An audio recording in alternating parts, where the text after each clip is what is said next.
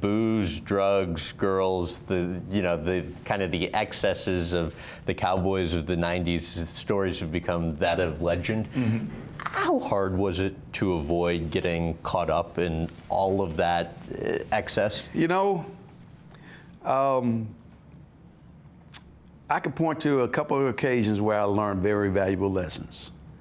One of those occasions happened in college when I got suspended with some of my teammates for fighting. And the headlines read Smith and 11 others. That's all they read. So I learned there that lesson of being guilty by association, and your name will make headlines. Another one occurred in my career as a Dallas Cowboy,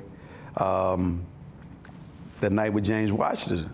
My rookie year here in Dallas, and obviously I just got drafted probably 2 weeks prior to our first camp, or 10 days prior to our first camp. And James Washington, who actually had a vehicle at the time, a white Mercedes, he and I decided, a bunch of us decided to go to a nightclub. And James and I did not know the way, but he only knew one way that somebody told him.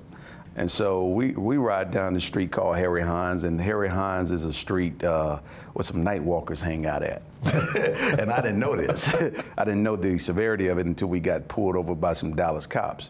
And they got out. Some of them had the guns drawn. They come and approaching the car, and they shine the lights, and people don't, and the cops probably, they know what they're doing because they shine the light to the point where it's in your face where you can't see nothing anyway. Yeah. So if you disoriented and moving around, I can see how they can put a cap in somebody easy. Yeah. But at the end of the day, we put our hands up out the window and so forth, and they asking for driver's license and everything else, treating us like criminals, like we about to do something wrong, all because we're in a Mercedes-Benz. So we driving while black, be honest with you. And these are black cops. So it's not like these are white cops, these are black cops. So at the end of the day, they tell us, guys, do y'all know what street y'all on? I'm like, man, I'm new to this city. How would I know this? Right.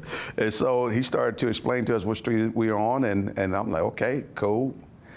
James driving. We got out, got where they let us go. And right then and there, I said I learned my second valuable lesson. What did you learn from it? I learned never to ride with anybody. Drive yourself. Yeah, right. You can leave when you want to, you can go where you want, and everything else.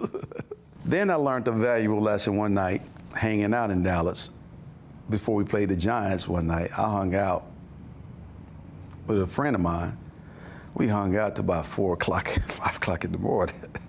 This is so the morning of a game now. No, this is not the morning of the game. This is the Friday night before we departed to go to New York. I got it, okay.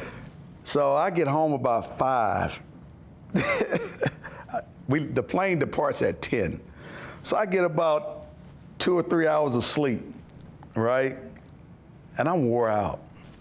Well, the next day we playing, and we jump on New York behind. And I'm having a good game.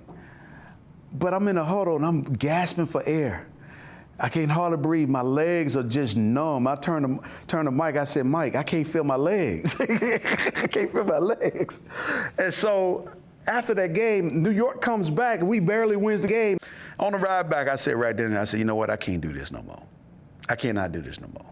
It's either the streets or it's my career. Yeah. So I had to make a decision. And I said, you know what?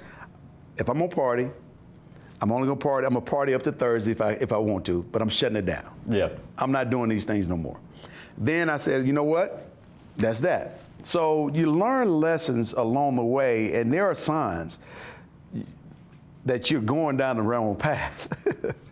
And you try to correct those things before they get too bad. How out of control was it, though, as a team, the partying in the 90s? I wouldn't say. That depends on your definition of out of control. Oh, sure. I mean. Okay, by normal people's standards. Well, what you don't know what normal people are doing. You just don't know. I mean, they just not caught. They just not publicized the way it is. I mean. Okay, compared to what your life is now. Oh, I'm married now. I got five kids now. I have deeper responsibilities. At the time, I was single. Right. So, to each their own. As long as you're a single man, and there are single people out there that enjoy being single. And so, at the end of the day, you just have to learn how to do things in moderation. And that's what I learned as well. So once and for all, what was the White House? I can't talk about the White House. It's not my place to talk about the White House. The White House is where George Bush was at, along with Bill Clinton, and so we visited the White House 3 times. So this wasn't a place the Cowboys rented for the party. I don't know what you're talking about. To what extent do you think the excessiveness played a role in kind of the downfall of the team? You know what? I think excessiveness plays a role in everybody's career, in everybody's life. Success sometimes make you think that you're invincible and that you can do almost anything. But the true strength of having success is being able to control it and not allow it to take control of you.